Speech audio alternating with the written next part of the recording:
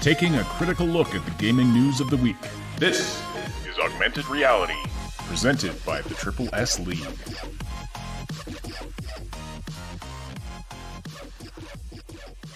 $200 gigabytes? No, not 200 gigabytes. More on that in a minute. Welcome, everybody.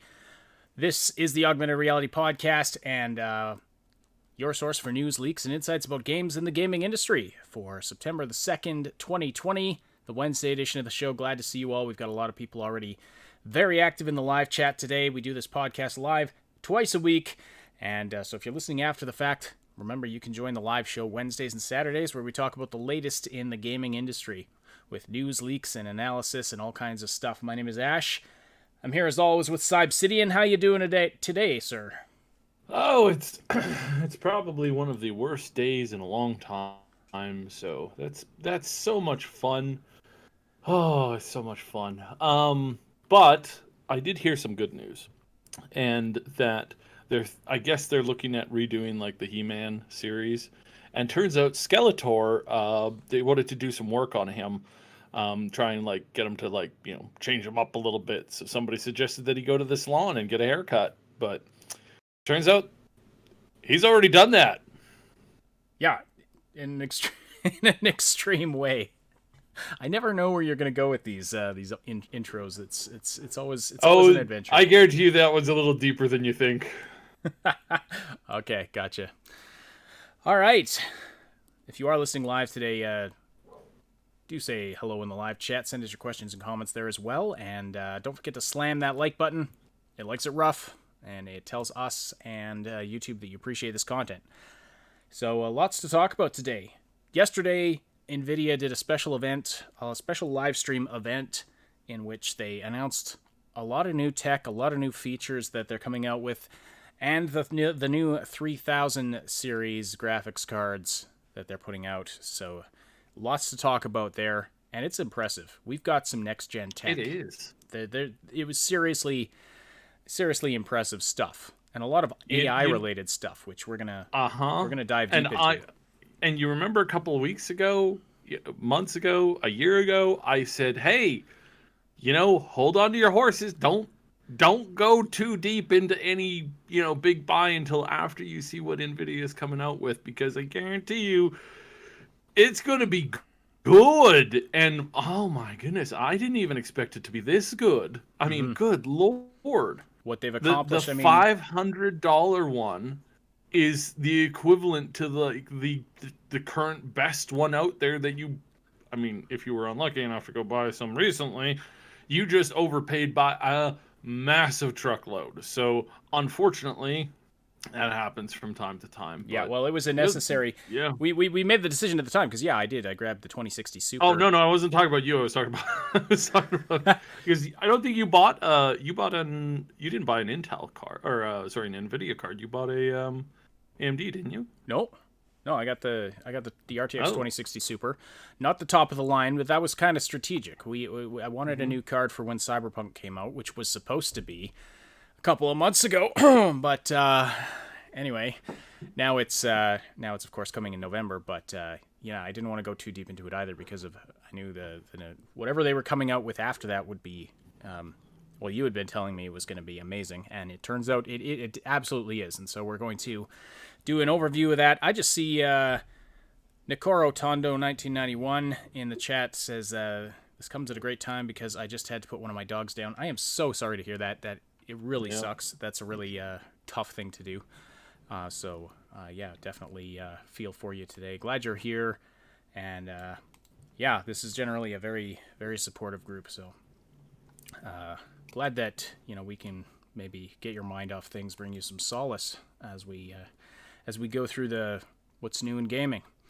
Some Cyberpunk stuff to talk about as well. So during Nvidia's event, which took place yesterday, there was a point where the host was talking about the size of modern video games, and this had to do with the tech that's required for with loading times and things like that. Now, it just so happened that as he was saying that games got to we're getting up some of them to like 200 gigabytes in size. It just so happened that as he was saying that, some clips of Cyberpunk 2077 were appearing on the screen. And a few took that to mean like an implication that Cyberpunk 2077 was going to be about, was going to require about 200 gigabytes of hard drive space.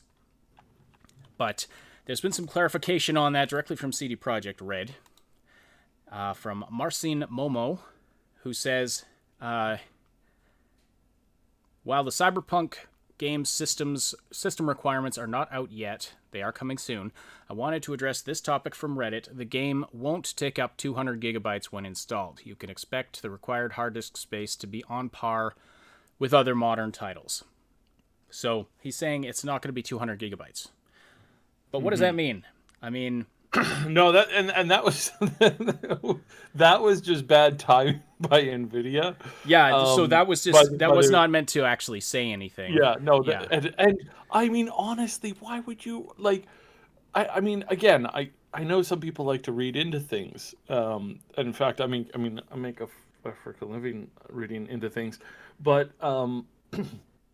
but this was something that it's like. Did you really think they would announce that kind of a hardware, like, spec piece of information as a subtle thing in the background of an Nvidia video? Like, I could guarantee you that most people would never, like, no, I don't know any marketing campaign person who would think that was, like, even remotely a good idea or in any way, shape, or form necessary. So... yeah, no, that was a little weird how some people jumped at that. I do understand the fear, right? Like I get that part of it, but it's still it was kind of like, wonder why people are thinking that. It's a little weird. And yes, I mean to Funky Moin in the chat, yeah, there are some games that get up to around that size. And there's getting more and more of them every year too. So, but it's apparently not going to be that big. Of course, he didn't give any specifics other than that. But on par with other modern titles, I mean, that could be anywhere from like around 30 gigabytes to maybe up around 80 or 90. I mean, depending, or it could be up over 100, depending on what you consider to be. I guess it depends on your benchmark. There's a wide range there. What was Anthem? Anthem was pretty huge, wasn't it? Mm-hmm. Yeah, no, it was big. GTA 5 is getting pretty huge. Destiny, I know Destiny 2 recently cut out a bunch of stuff, and you said it was partly because of the massive bloated size that the software was getting to. So anyway, we don't have any definite answers about that, but don't panic. If you have at least 200 gigabytes free, you'll be able to fit it on your system. Mm-hmm. All right, but then we also have some pretty fire visuals from the event. So there was a new, I guess you would call it a trailer. It was more of a showcase of how awesome Cyberpunk looks on the new hardware, on the new 3000 series cards that Nvidia announced.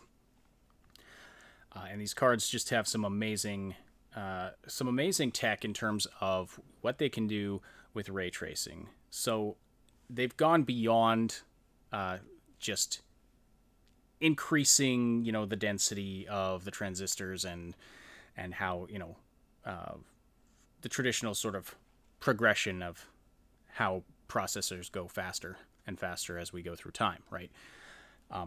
They've made some technological leaps. I'm getting a little ahead of myself here, but this stuff is so exciting. And there's some AI stuff and just some different methods that they're using to really, put these cards way above the previous generation. By the way, if we just look at the showcase itself, if we just look at the presentation, this is definitely... It was honestly one of the best presentations I've seen this year. I think it was the best one of the summer. Even though it was the guy, the main presenter was literally standing in his kitchen. It was pre-recorded, and obviously very well scripted, and they had they had infographics and animation things that they cut to, but he was standing there did a very, very good job presenting it. You know, they'd cut to trailers and they'd cut back to him and whatnot. Just for a lockdown presentation that had to be done literally from the dude's kitchen, they did a very good job. So yeah, it's one of the best, if not the best. I think he knocked it out of the park, and I think that they should build upon that, build upon his skills, because he clearly has significant skill in this presentation. And I mean, this is one of the most well-spoken, best like presenters I've ever seen in the industry, and that's saying something considering all the the people that they bring into this to do this stuff. But yeah, he was on point. He was really good. He was he did an amazing job. And I love that, that all of the cards were just sitting in and around his kitchen. One was behind the pot, the other one was in the oven. Look, guys, it's literally it was literally like he pulled the 3090 card out of the oven. It's like, look what we've been cooking up. Mm-hmm. Anyway, yeah, very, very cool. So anyway, well, okay, so Funky Moin's saying that most of the visual infographics were BSing the viewer by manipulating the y-axis. I was referring to the presentation specifically. It was well presented. Mm-hmm. If you got, criticisms of how they, what data they actually put out there, I mean, I didn't check that, like I wasn't looking for that myself. But anyway, presentation-wise, thought it was really good. Anyway, somebody's pointing out in the chat that his leather jacket was over 5,000. Funny side note: know the lady who owns that company. So that's an interesting. It was like, I know that jacket. Oh, that's that jacket. Yeah. Don't ask me. Don't ask me. All right. So anyway, there was some Cyberpunk content in all of this. Cyberpunk 2077. There was a new. This is where I got. Okay, I kind of went off on a tangent there. So I guess you could call it a trailer. It was kind of a showcase of again just how awesome the game looks with the. Well, not just with the ray tracing capabilities, but the other things that the tech brings to the table. So this is like some shots of the best of how Cyberpunk can look. And I'm going to bring some screenshots on the screen now. Now, if they look a little bit blocky or grainy, these were pulled from the video, which was, of course, YouTube processed. So this is not the full quality that, like, it's not full screen capture quality. Like, these screenshots didn't come from Nvidia or CD Projekt. No. So that you may notice some artifacting and stuff like that, but there's definitely some cool stuff to see here. So right on the screen right now we have a nice aerial shot of the city. It looks really awesome, and I wonder how it all gets optimized for those vast distances. It's pretty impressive. So moving down to street level, we see here. This is street level with this car in the foreground traveling along. Now, I do notice in this picture, the car does look a little bit pasted on.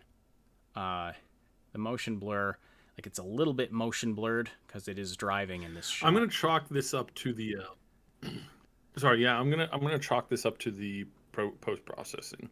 Yeah, in the video when it's in motion, it looks really good.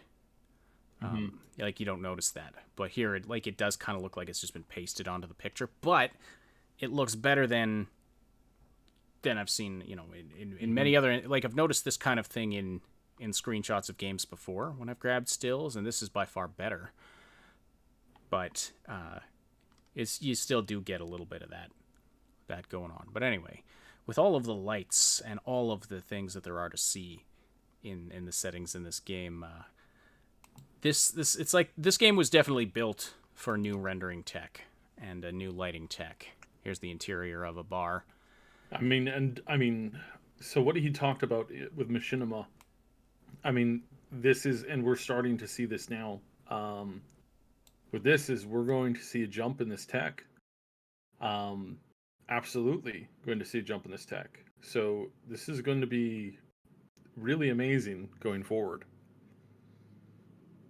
Like we're only starting to see the cusp of of kind of like what can be done here.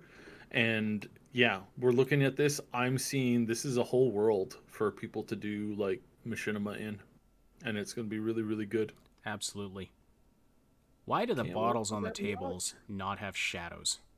Is the table itself glowing? Sorry, I just Yeah, noticed that, and that's very weird. possible. I've been to restaurants where they do that. It's really kind of freaky to look down at your plate and see like the soft like lighted glow below it. It's kind of weird. I really like this next shot because this just this emphasizes how good the shadowing detail is going to be, and we're not going to get.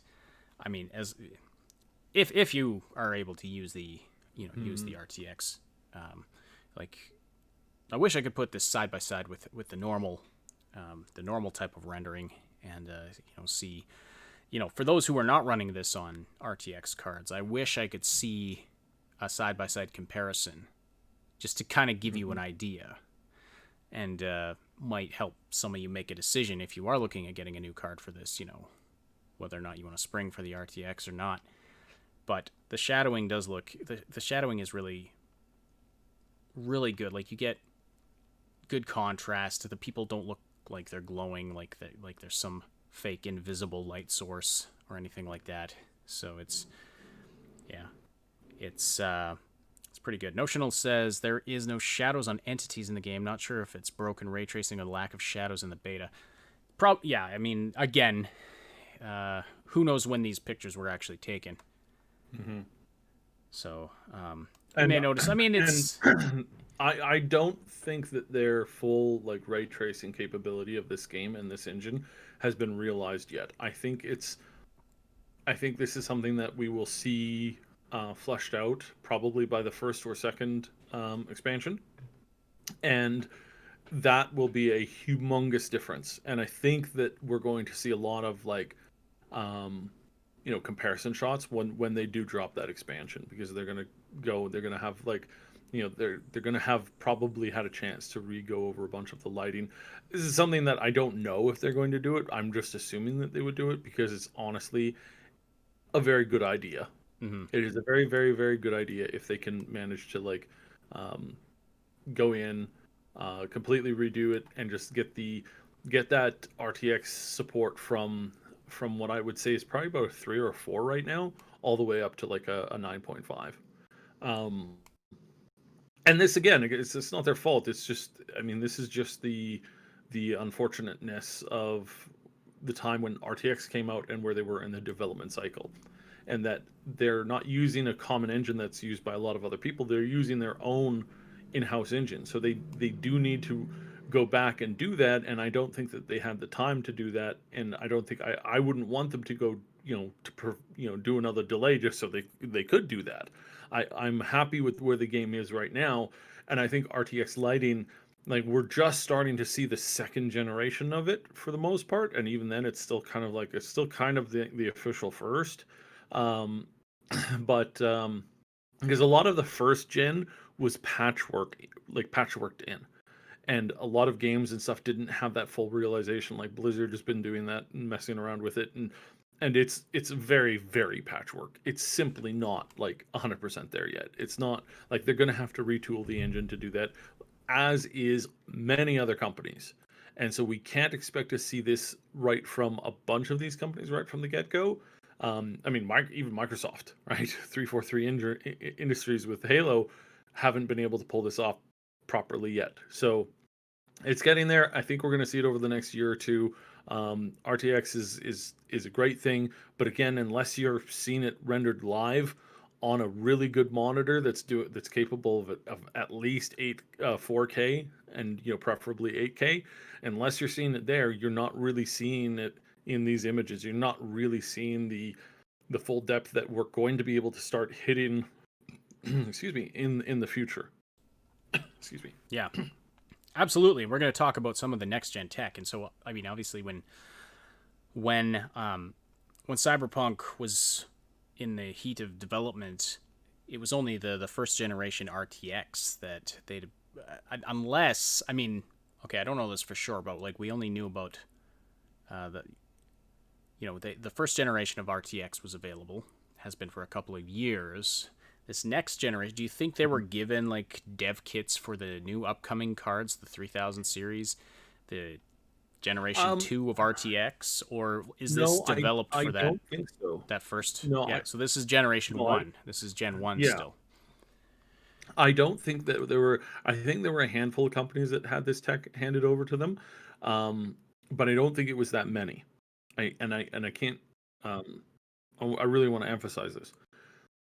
I don't think it was that many because right now like if you want a heated battle that is fighting tooth and nail every day, it's the graphics card industry right now in the realm of like video gaming. Right now in the gaming industry, in the like the big publishers, they're all like super chill with each other. Like they really, up until recently, they really have been. And it was all because it was just like, hey, let's just milk these gamers for all they got. And that was kind of the feeling. And a lot of, shockingly, a lot of people who are only interested in money have that feeling pretty much all the time. So yeah. So that happened. But in the RTX or the graphics card industry, that is cutthroat, man. That is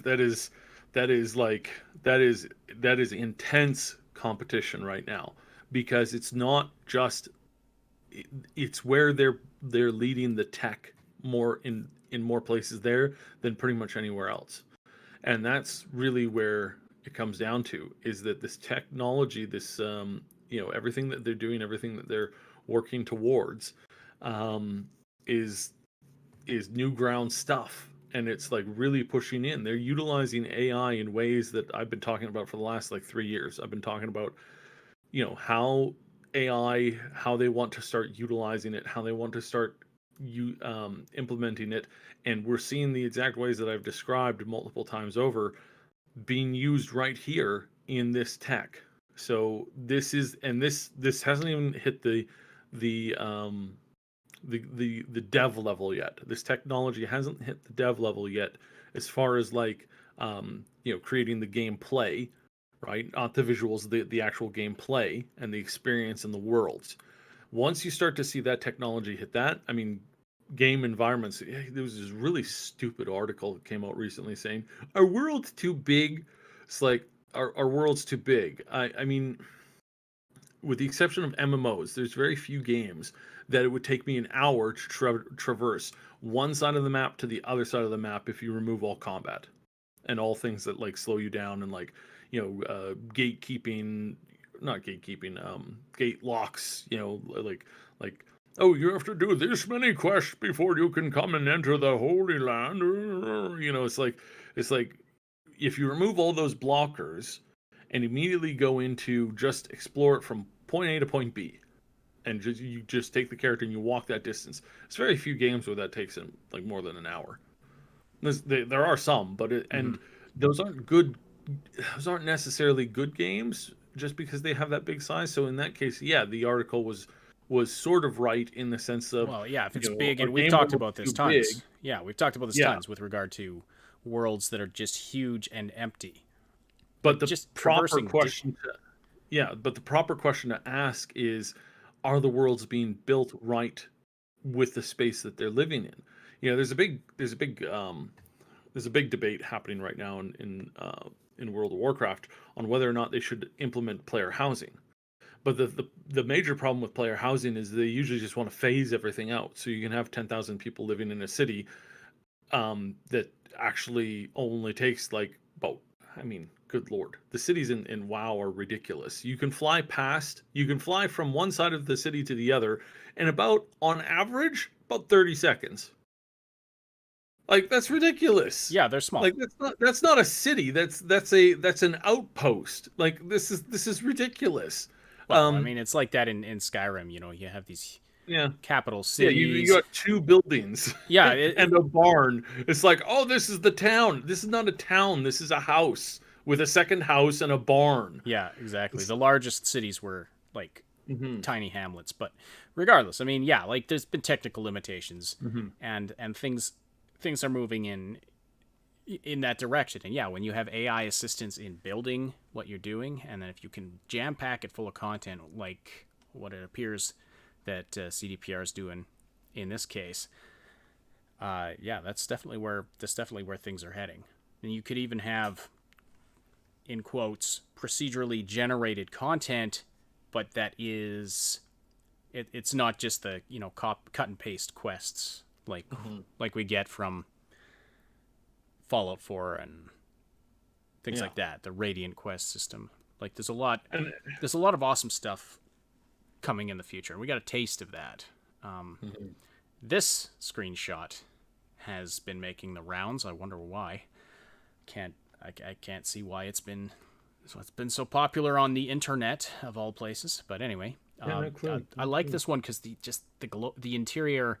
This shows the power of ray traced rendering, where there aren't a lot of shadows and everything's just lit up.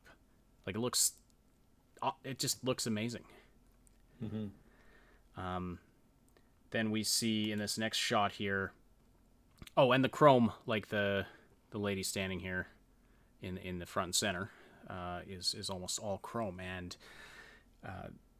you can see there where this kind of technology really, like, you look at the sheen on her back there, like they placed her there very strategically, I'm sure, to showcase this.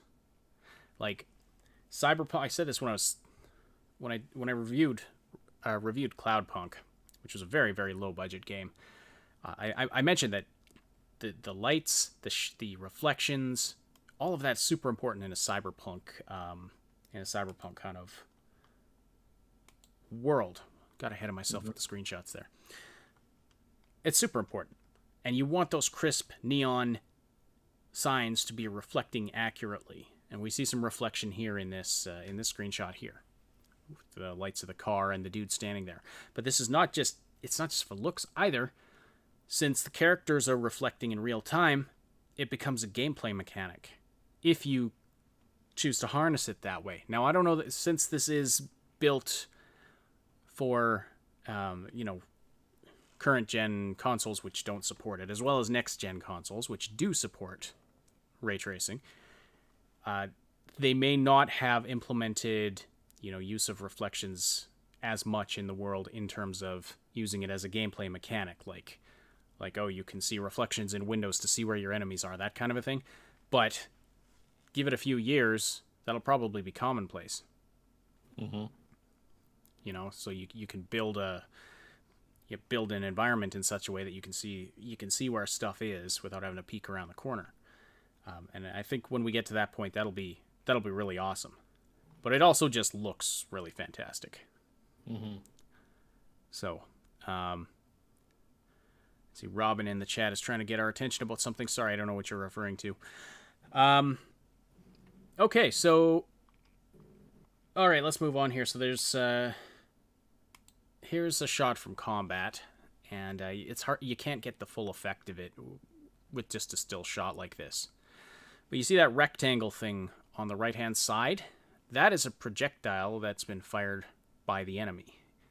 And our player character is dodging out of the way. But you see how it's glinting off the gun there? This is all, like, this is what's fantastic about ray tracing. It takes, it does require massive processing power, but all of this is just kind of native to the rendering process rather than being done with shaders and things after the fact. So yeah, you see these effects, right on the weapon that you're holding, and the muzzle flash from the gun is lighting up the pillar on the left. So, yes, Shua, we're going to be attacked by glowing numerals. So that's the 0. The 1's coming next. Yeah. By the way, that's well, not quite like this, but there is a weapon that fires shells that are like hollow like that. They're like a I don't know what you call it, like basically like a ring, Yeah, they're pretty cool. Funky says, one day you'll be able to see yourself in the reflection of the bullet coming at you. Yeah. Yeah, exactly. The next Max Payne game or something that has slowdown mechanics, and you'll be able to see your face in the bullet that's about to kill you. I call the weapon 7 years bad luck, and it fires full mirrors. More reflections. So, yeah. Just really cool looking stuff. Another interior environment that utilizes some diffuse reflections as well as just some really awesome light. Actually, I think this is the Afterlife bar again, I think. Or maybe it's a different place, but yeah, another interior. There's a lot of bars in this game. Wow.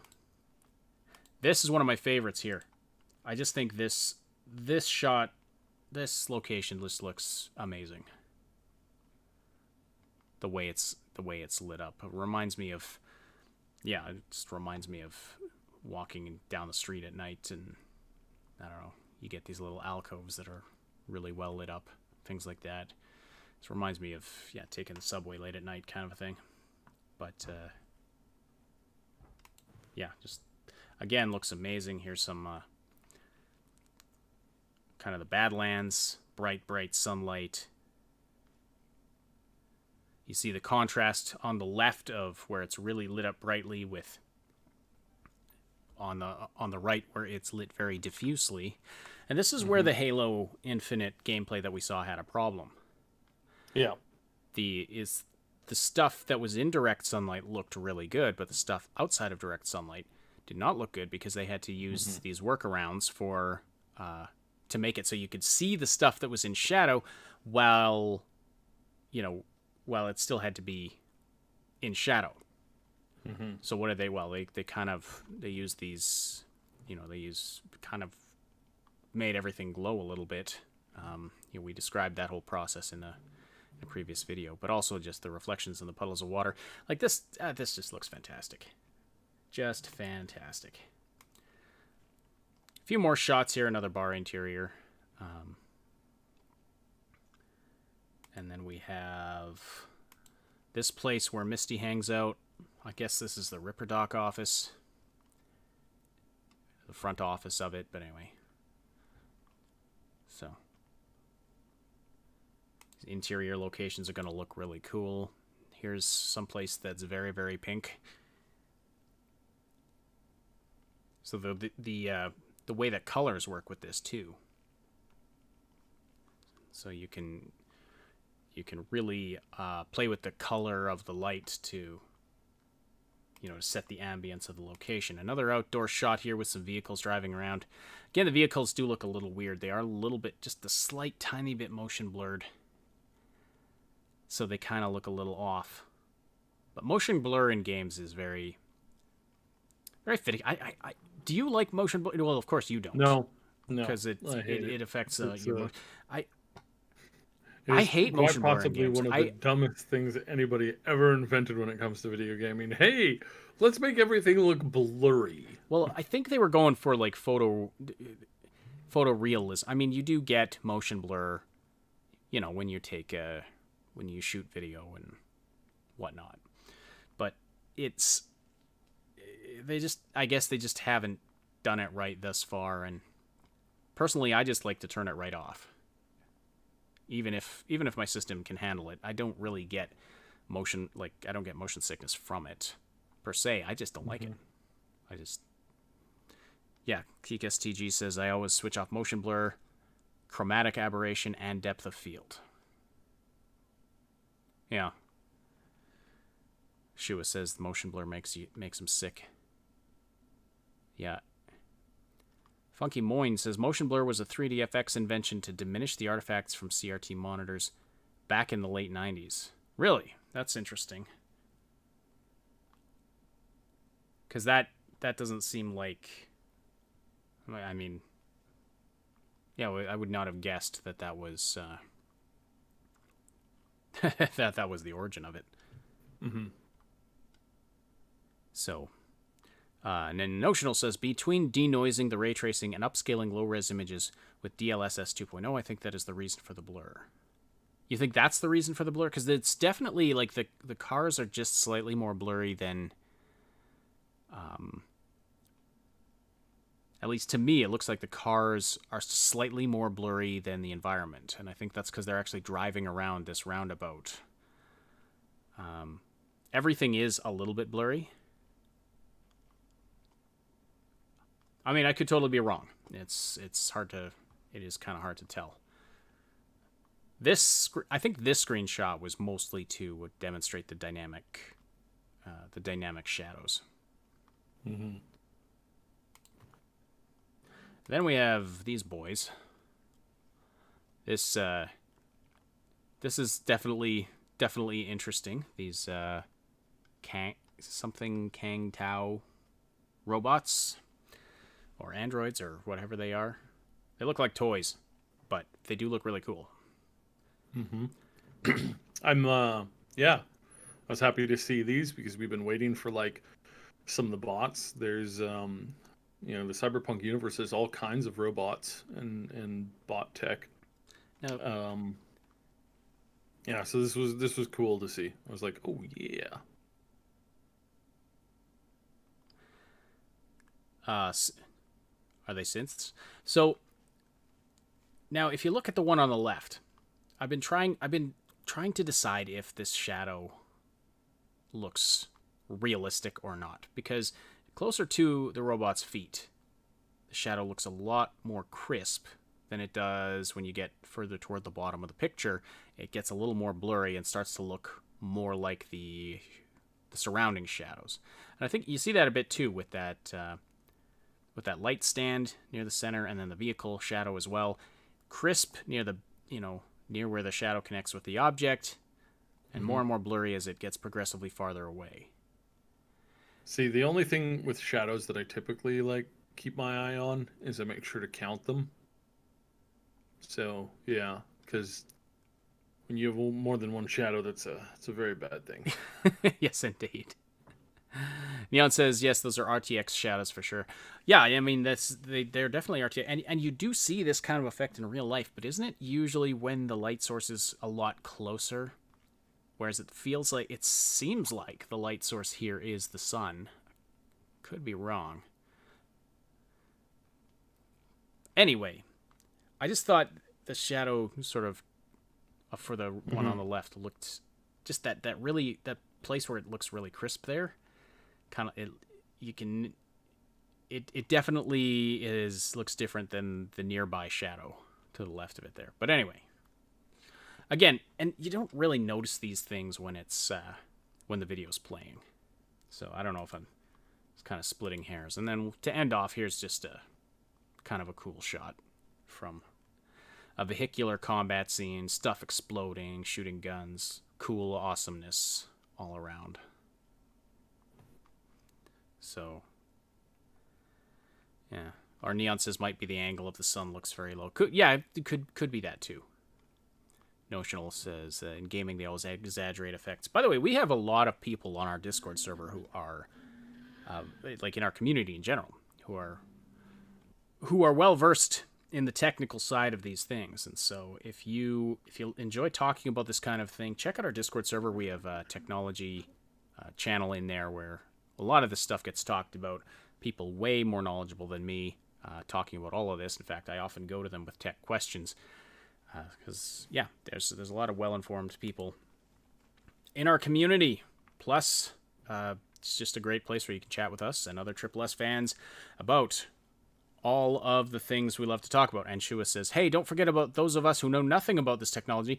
Yes, there's a lot of other great people to talk to as well. So it's a really fun place. Recommend you check it out if you enjoy this podcast. If you enjoy the live chat, especially in the live podcast, you can get some more of that kind of stuff on the server. Find some great people to talk to. Join people for games, live streams, all kinds of stuff, all kinds of fun stuff happening there. Click the link below to join. Be sure to shout a hello to us at the welcome channel.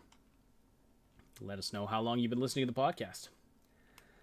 So that's the Cyberpunk stuff. Just one other quick Cyberpunk thing.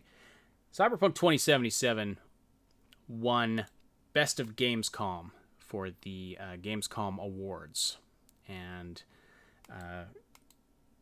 this is really interesting because Cyberpunk 2077 didn't really have much of a presence at Gamescom. Like, it's not like they showcased anything particularly special there outside of the actual awards show itself. But I was talking about this with Neon Arcade and Last Known Meal earlier today, and I'm just looking for the comment here. Oh yeah, so Neon had said that the rating panel for Germany was playing it during the Gamescom sort of time window, but it was really not technically part of Gamescom. And yet the game won Best of Gamescom, and it took a bunch of awards as well. Best RPG. So I'm just curious how you all feel about that. A game that wasn't really featured kind of swooping in and taking all the awards. And I mean, not to say that it doesn't deserve it. I mean, I love CDPR and I love Cyberpunk 2077. But yeah, like I was talking about this, like I said, with Neon and Last Known. It's just an interesting situation. I don't know. What do you think about that, Cyb?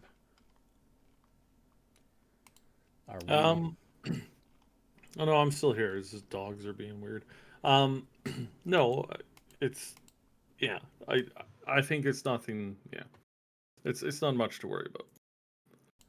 Well, it's nothing to worry about, but it's, I don't know, just an interesting thing. I was kind of like, huh, interesting. That's kind of, overshadowed everything that was there, even though it didn't. It wasn't even really there itself. Mm-hmm. Anyway. So let's talk a little more about Nvidia. Let's talk about some of the tech that they're, and other features too. That they revealed some tools and upgrades that are coming for their entire line of cards. So, all right, just getting my notes together here. So they started off showing how people have, some of the other applications people have found for the Nvidia GeForce cards, including something to help with the current situation that's going on in the world. Mapping the anatomy of a particular the DNA, microorganism that is currently afflicting the world. So some cool stuff there, but onto the actual gaming side of things. They did that in, what did he say? It was like, I remember reading about it. It was like they're expecting it to take like 8 months, and they did it in like 3 days. With just the community doing it. Because a whole bunch of people got together, donated the computing power of their graphics cards basically to this project, and.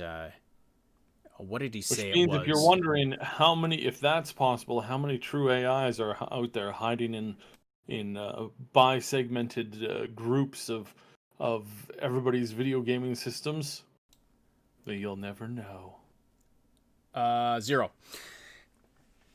That's my prediction. Anyway, in addition to the hardware, they're putting there's some very cool software tools coming down the pipe, and one of them is the Nvidia Omniverse Machinima app. Now, Machinima has kind of gone by the wayside recently. I mean, people are still doing it. If you're not familiar with what it is, basically think Red versus Blue. That was one of the first Machinima that got really popular. Basically, it's where you take pre-rendered game graphics and use it to make movies and shorts or even entire movies. We've tried our hand at it ourselves. We did a Fallout 4 based Machinima. It didn't go beyond the first episode, but it was, those who saw it generally really liked it. Wish we could. Maybe we will be able to take that forward in the future, because I think the story had some potential. Anyway, this Omniverse Machinima app is basically... It incorporates just a lot of tools to take machinima to the next level, and that includes things like motion capture. It'll directly import game assets, and when I was watching this, I had to wonder about what are the legal hiccups here, like can they do this without getting permission from the actual game publishers? But no, it's like any post processing that you do on an image. So they and then they have tech built in that'll do automatic lip syncing just based on lines you speak and things like that. So I don't know, what do you think, Saib? Is machinima going to make a comeback here? Well, I mean, it's been making a huge, I mean, it's never gone away. It's just moved into other positions and places and doing other things. And right now it's not where it was in the terms of like, red versus blue, but it's doing other things in other places, and it's getting bigger and bigger every year. And this is definitely a big, huge help towards that. We're going to start to see, like, as more and more games come out, we are essentially being handed gigantic sandboxes to make content in. And I mean, if oh dear, I forgot his name. I want to get this right. I don't want to. Captain Grimm. Captain Grimm has been doing some hilarious videos with machinima lately. They're just absolutely beautiful. Well, probably one of the best machinima videos I have ever seen came out just a few days ago, and it's so good and it's so funny. I'll link it in the Discord after the podcast. But it's truly one of the funniest videos I've seen. And the only problem with his machinimas are that there's so much stuff clipping and like obviously the things aren't doing what you necessarily want them to do. But I'm like, man, if he gets a tool like this, and what's better, because Blizzard actually has a server that you can like essentially download that allows you to do machinima with relative ease. If they updated that server with this tech and then really went in and rerouted like all their lighting and stuff like that and really gave the engine a huge makeover, I mean, there's no end to the content that people can start to create once they have the access to an almost unlimited number of essentially like miniature studios to film in, put it through this post processing thing, or implement it with some of this tech to begin with, then put it through the post processing, and you're going to have shows, movies, and stuff made by extremely small teams. And I for one can't wait for this, because it's about time we had this shake up in the entertainment industry. We're going to see a wave of new content creators, new movies, new shows that are done by very small teams that are going to find amazing success with this technology. So I'm super stoked. I'm stoked. It's going to be great. Awesome. Yeah. And I see in the chat, there's a few people who would love to make a machinima project with our community. That's another thing our Discord community's been doing, is creating stuff together. It's really awesome. Mm-hmm. To I believe it was Wally Ram's Wooly Ram says, when I hear machinima, I think trap contracts and passion exploitation. Yes, unfortunately, the term machinima has kind of been tainted by a certain organization of the same name. But machinima just refers to, outside of that, it just in general refers to basically using video games to make movies. And I mean, I'm all for I'm a big proponent of making sure that kind of like abuse doesn't happen again. But I am also a huge fan of taking words back. Just because somebody uses a word wrong doesn't mean we have to let them, continue to use that wrong. If a word means something and it has true meaning, it's like we need to take it back. I'm annoyed with certain names out there which have been denigrated into insults just because, and all those people with that name is like, now they're stuck. Obviously Karen being the one of the biggest ones. I know lots of nice Karens, but unfortunately it's been driven into the ground, so much so that I know now people who, are named Karen, who are like, yeah, I'm going by my middle name now because they don't want the negative association. Which And is it's not really it's too not bad, just because that one. that There's sucks. dozens of them like that. So I'm in favor of taking this word back, because this is a new thing. It's also been a while, so yeah, time to take this word back. Remember what it stood for, in its best, not at its worst. Yeah. No, absolutely. I've been asked by the chat to set up a Cybrant. So here goes. First person perspective was the only way to make Cyberpunk 2077 good. Okay, just kidding. I don't actually want you to go there. All right. Anyway, just imagine the Cybrant that would have occurred if we had time. I've already given that one so much. I could use It's some other ones. the only one I could come up with on the spot right off the top of my head. So, by the way, so, I folks, mean- slam that like button out there if you haven't already. We'd really appreciate that. Forgot to mention that earlier. Yeah. So there's the machinima tool. They also have a new set of broadcasting tools coming out that have some very cool features. And I mean, if you're a streamer, all you might, current Nvidia cards have this stuff built in, or have had streaming capabilities and recording capabilities built in. I use the recording capabilities of mine all the time. I rarely use the live streaming capability of it, but with the new stuff that they are putting in, I may just switch over, because just having it running natively in your graphics card is, I mean, there's advantages to that in terms of system resources, not having to have another program running. But they've got some tools just built in that are going to be very cool. For example, noise canceling, and very impressive noise canceling, powered by AI, and also just the ability to just blur your background or completely replace it without needing a green screen, without needing any fancy setup. So that's really neat, and this is all made possible by advanced machine learning systems and AI. And another example of how they're using AI tech is DLSS 2.0. And DLSS is, if you don't know what that is, it stands for Deep Learning Supersampling. And basically, the DLSS 2.0 version is going to be used to deliver high-resolution gaming without taking a performance hit, because then it can actually render a scene at a lower resolution and then very accurately upscale it to 4K, 8K, etc.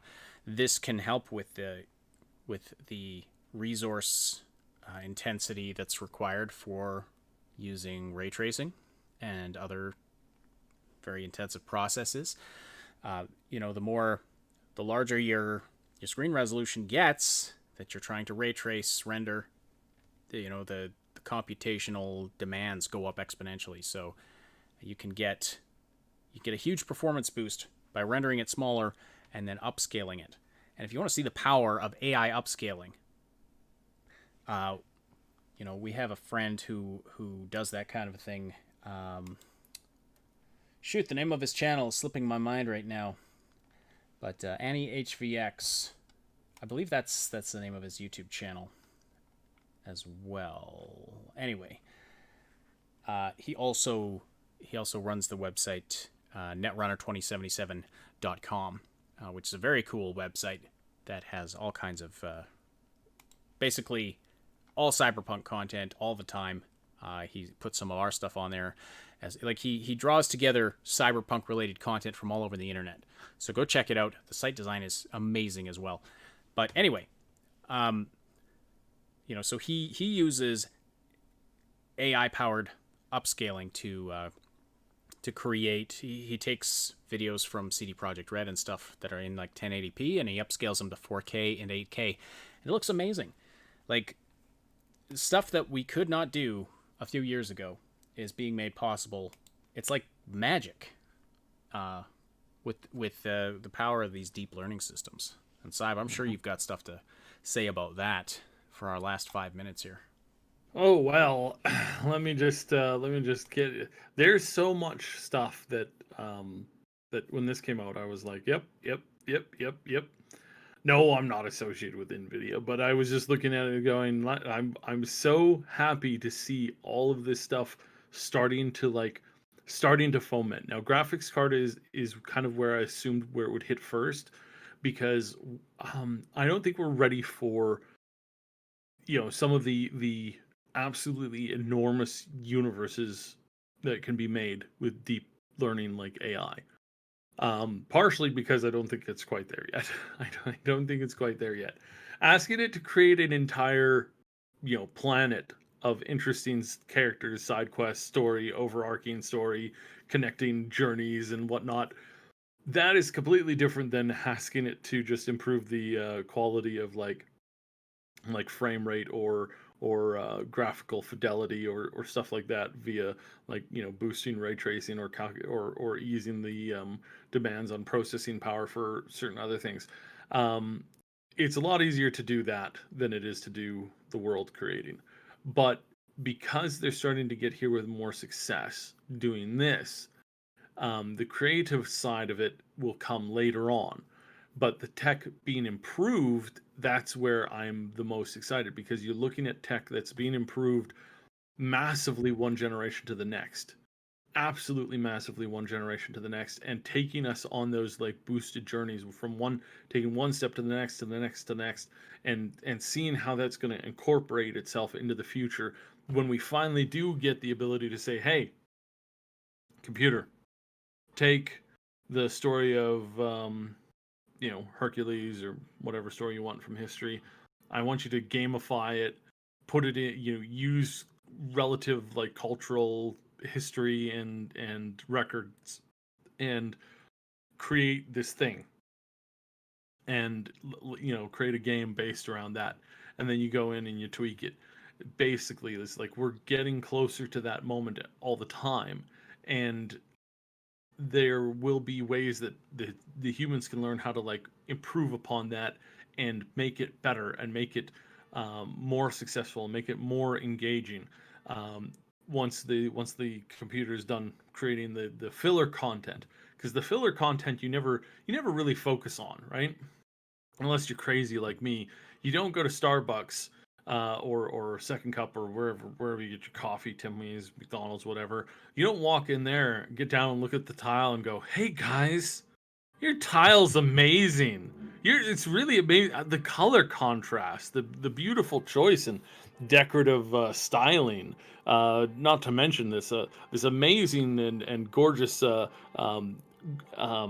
darn! Because the stupid bells are going off, I can't remember what's the stuff you put in between tiles. The grout? The grout. Thank you. I was going to I grit, think, but I I'm think like, is no, what it's grit called. is definitely wrong. So grout. It's like, oh, look at that. Look at the shading on the grout. You don't say stuff like that. That's what we need a computer for. That's what we need the AI system for. You don't need the quest that says, hey, the side quest is like right now. Some of the best side quests we have, well, not the best, obviously the most used, are like, go fetch 10 of those. And by the way, I'm asking you to get coyote ears. Turns out all of these coyotes don't have ears. Like, I know you can see them, but you have to get the special ones. Oh, Lord. You're not going to run into those problems once the AI takes over, because it's going to be able to create these light, short little side quests, and some may or may not tie into bigger things. Others might be just like, there's a widow up on the hill that really wants some apple seeds to plant, and that can turn into a really heartfelt conversation. And I'm fairly confident the computer is going to be able to do interesting things like that, versus like what else we deal with daily.